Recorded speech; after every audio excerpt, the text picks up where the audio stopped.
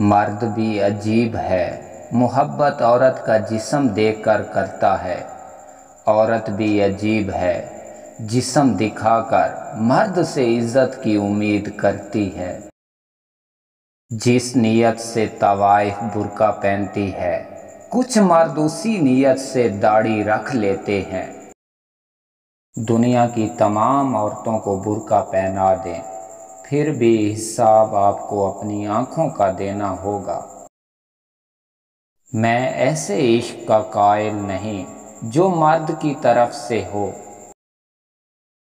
مرد بھی کیا عجیب شے ہے، بیوی میں طوائف جیسی ادائیں اور طوائف میں بیوی جیسی وفا تلاش کرتا ہے۔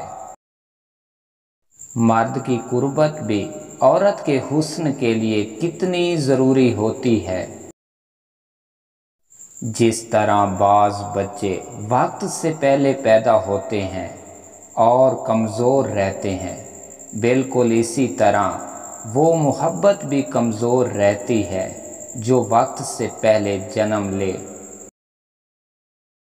ہمارا معاشرہ ایک عورت کو کوٹھا چلانے کی اجازت تو دیتا ہے، مگر ٹانگا چلانے کی نہیں۔ جب عاشق کے پاس لفظ ختم ہو جاتے ہیں تو وہ چومنا شروع کر دیتا ہے۔ میرا مشاہدہ ہے، جو مرد پرخلوص ہو، ہنستے ہوئے اس کی آنکھوں میں آنسو ضرور آ جاتا ہے۔ تعلیم خرید سکتے ہیں، لیکن عقل خدا کا عطا کردہ تحفہ ہے۔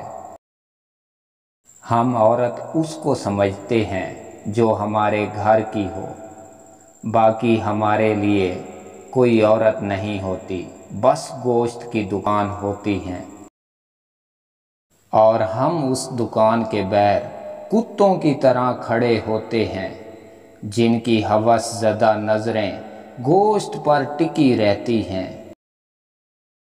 محبت محلوں سے زیادہ جھونپڑیوں میں رہتی ہے۔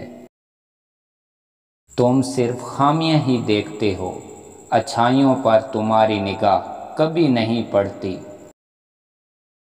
اگر تم کبھی کبھی مجھ سے نفرت نہ کرو تو تم مجھ سے ہمیشہ محبت بھی نہیں کر سکتے۔ انسان اسی قسم کی الجھن کا مجموعہ ہے۔ ہر انسان دوسرے انسان کی افعال پکڑنے کی کوشش کرتا ہے۔ یہ انسان کی فطرت ہے جسے کوئی بھی حادثہ تبدیل نہیں کر سکتا۔ میں کہتا ہوں، اگر آپ مجھے پتھر مارنا ہی چاہتے ہیں تو ذرا سلیقے سے ماریں۔ میں اس آدمی سے ہرگز اپنا سر پڑوانے کے لیے تیار نہیں جسے سر پاڑنے کا سلیقہ ہی نہ آتا ہو۔ تعلیم خرید سکتے ہیں، لیکن عقل خدا کا عطا کردہ تحفہ ہے۔ جب عاشق کے پاس لفظ ختم ہو جاتے ہیں تو وہ چومنا شروع کر دیتا ہے۔ جس طرح بعض بچے وقت سے پہلے پیدا ہوتے ہیں اور کمزور رہتے ہیں، بالکل اسی طرح وہ محبت بھی کمزور رہتی ہے جو وقت سے پہلے جنم لے۔ مرد بھی کیا عجیب شے ہے، بیوی میں طوائف جیسی ادائیں اور طوائف میں بیوی جیسی وفا تلاش کرتا ہے۔